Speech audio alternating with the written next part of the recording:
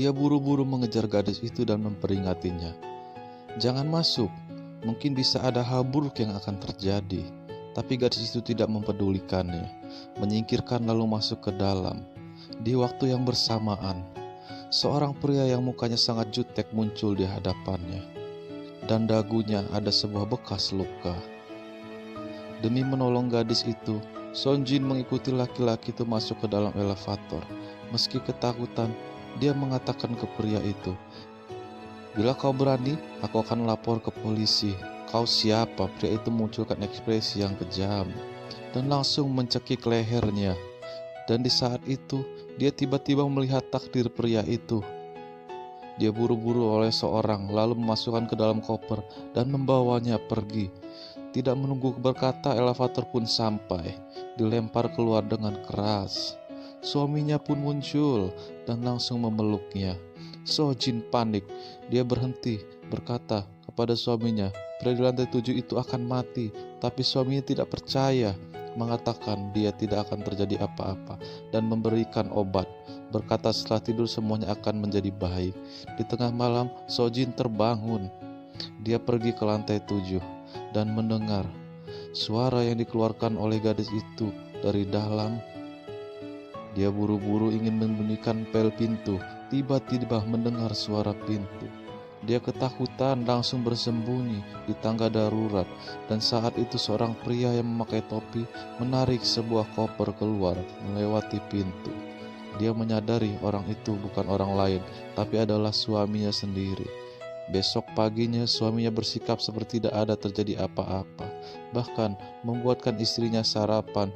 Dia tidak bisa menahan dan bertanya, "Semalam kau kemana? Aku tidur di sampingmu." So Jin pun semakin curiga. Hari itu dia mendapatkan paket dari teman kerjanya. Barang pribadinya yang ditinggalkan di kantor. Di dalam buku itu menemukan fotonya sendiri. Tetapi pria yang ada di fotonya itu bukanlah suaminya yang sekarang. Dia pun merayakan teman kerjanya. Hubungan itu dengan suaminya itu seperti apa? Teman kerjanya agak ragu. Akhirnya mengatakan sebenarnya kepadanya, "Sebenarnya berapa bulan yang lalu kau ada menyarankan untuk bercerai." So Jin mulai berpikir jauh. Dia memutuskan untuk lapor ke polisi, dan di sisi lain suami sedang mempercepat proses imigrasi, bahkan mengganti jadwal penerbangan. Sebenarnya dia dari awal sudah memasang pelacak di HP istrinya, sehingga dengan jelas mengetahui posisi istrinya. Saat itu dia melihat istrinya sedang ke kantor polisi. Dengan buru-buru dia mengejar ke kantor polisi. So Jin pun langsung panik. Di depan kantor polisi menunjuk dia. Pria itu dialah yang membunuhnya. Sang suami tidak mengubah pernyataannya untuk menemukan kebenaran. Polisi hanya bisa pergi ke tempat kejadian untuk memeriksa. Saat membuka pintu kamar lantai 7, perempuan itu terdiam. Apartemen itu ternyata kosong. Sama sekali tidak ada yang tertinggal. Bahkan pemilik gedung itu berkata, "Kamar ini beberapa hari bulan yang lalu tidak terjual. Kasus ini tidak akan selesai." Suami juga tidak akan menyalahkannya. Seperti biasa ia memberikan obat kepadanya. Tapi kali ini So Jin tidak mengenalnya. Menunggu suaminya pergi, dia pun keluar untuk memeriksa. Dan di dalam elevator dia bertemu dengan suaminya yang ada dalam fotonya. Dia diam-diam mengikutinya, mengetahui pria itu dipaksa tagih hutang oleh kreditor. Pria itu pun mengenalinya. Ya, dia tidak terkejut. Dia membawa So Jin pulang ke apartemennya, mulai membuka laci. Perabotan di dalam kamar membuat So Jin merasa sangat familiar. Pria itu berkata kepadanya, "Malam ini pukul 8 ketemu di tempat yang kita janjikan." Dan dia pun pergi. So Jin pun semakin ragu. Dia berusaha mencapai petunjuk lainnya dan menyatukan semua petunjuk. Tapi adegan selanjutnya membuat dia lebih terkejut. Di dinding apartemen itu ternyata dipasang foto nikah mereka. Apakah dia berulang suami yang sebenarnya? Apabila benar seperti itu, pria yang di rumahnya itu sebenarnya siapa? Di malam ini, sesuai dengan perjanjian, mereka bertemu di suatu bangunan dan menemukan suami palsunya sedang menarik mayat dan memasukkan ke dalam. Dia pun panik karena ketahuan, lalu dia mengambil pisau untuk melindungi dirinya menghadapi suami palsunya. "Kau sebenarnya siapa? Pria yang kau bunuh itu suami asliku kan?" kita tuh bunuh. Kau siapa? Kau sebenarnya siapa? Sojin sudah kehilangan kendali. Dia perlahan-lahan mundur di tepi bangunan. Sebentar lagi kau akan jatuh. Untuk siapa polisi pun dia datang dan menolongnya. Tapi yang lebih aneh adalah mayat yang bangun saja dia memasukkan sudah hilang dan tidak ada jejak. Apakah semua ini benar-benar hanya halusinasinya? Soji pun frustasi. Tapi polisi merasakan sesuatu yang aneh. Dia mengambil palu. Dia menghancurkan semen di dinding. Yang membuat orang terkejut adalah di dalam muncul sebuah tangan. Ternyata di dalam benar-benar ada mayat. Tapi sudah mati dalam waktu yang lama. Sojin bukan bisa melihat masa depan, tapi kembali lagi ke masa lalu.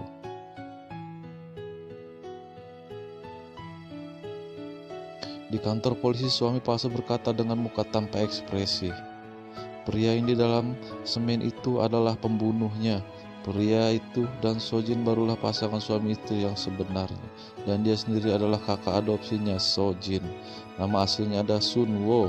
Setelah Sojin hilang ingatan, dia berpura-pura menjadi suami.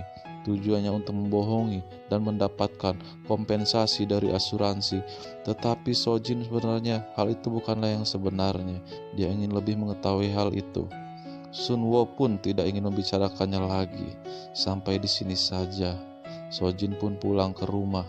Di lantai bawah dia bertemu dengan seorang gadis. Hatinya tergerak menangi nama sang gadis. Cho Sujin, kamu sekarang dipanggil. Ya, itu adikku. Ternyata gadis itu adalah dirinya dan masih kecil. Lalu gadis di lantai 7 itu siapa? Ternyata itu adalah dirinya di saat remaja. Saat itu dia disiksa oleh ayahnya. Lalu kakaknya datang untuk melindunginya. Dan dia sengaja membunuh ayahnya. Dan itu tengah malam ia membawa mayat sang ayah pergi. Saat itu Sojin baru menyadari. Ternyata dirinya bukan melihat masa depan, tetapi sedang halusinasi tentang kejadian yang ia pernah lalui. Sejak saat itu, dia sangat merasa bersalah kepada kakakku. Setelah tumbuh besar, dia menikahi seorang pria, tapi menikahnya tidak bahagia. Suaminya sangat dan banyak hutang. Dia sudah berkali-kali mengatakan untuk bercerai, tapi suaminya tidak setuju. Dan dia malam itu menagih hutang. Itu bertemu dengan suaminya di gedung. Siapa sangka, ternyata suaminya adalah pembunuh dan memasukkan ke dalam lubang dan memasukkan semen. Sojin pun yang diajak pertemuan pun melihat semua kejadian itu. Suami takut Sojin akan melapor ke polisi. Ia pun memukulnya, melindungi dirinya sendiri. Sojin memukul kepala suaminya, dan suaminya pun tidak bernapas. Yang dia katakan hanya bisa menelepon kakaknya datang. Suwo pun menengahinya. Dia memasukkan mayat pria itu ke dalam semen. Saat itu Sojin menjadi sangat ragu dan perlahan-lahan jalan ke tepi bangunan. Hal yang akan kulakukan sendiri. Aku akan bertanggung jawab. Sejak kecil hingga sekarang, tiap kali dia melakukan kesalahan selalu kakaknya yang mengganggunya. Dirinya seperti pembuat masalah, tidak seperti membuat kakaknya repot. Terakhir dia tidak ingin menyusahkan kakaknya lagi dan lompat jatuh ke bawah dari atas. Dengan cepat dia menolongnya hingga dia masih hidup. Sampai saat ini semua ingatan Sojin pun kembali. Polisi memberikan sebuah alamat, mengatakan tempat itu barulah rumah aslinya. Tapi baru-baru ini yang masuk ke dalam tidak berapa lama, pintu rumah itu tiba-tiba terbuka. Pria yang masuk adalah suami aslinya. Ternyata malam itu dia tidak mati. Dan setelah itu dia terus mencari kesempatan untuk balas dendam. Sojin ingin melapor ke polisi, tapi sudah terlambat.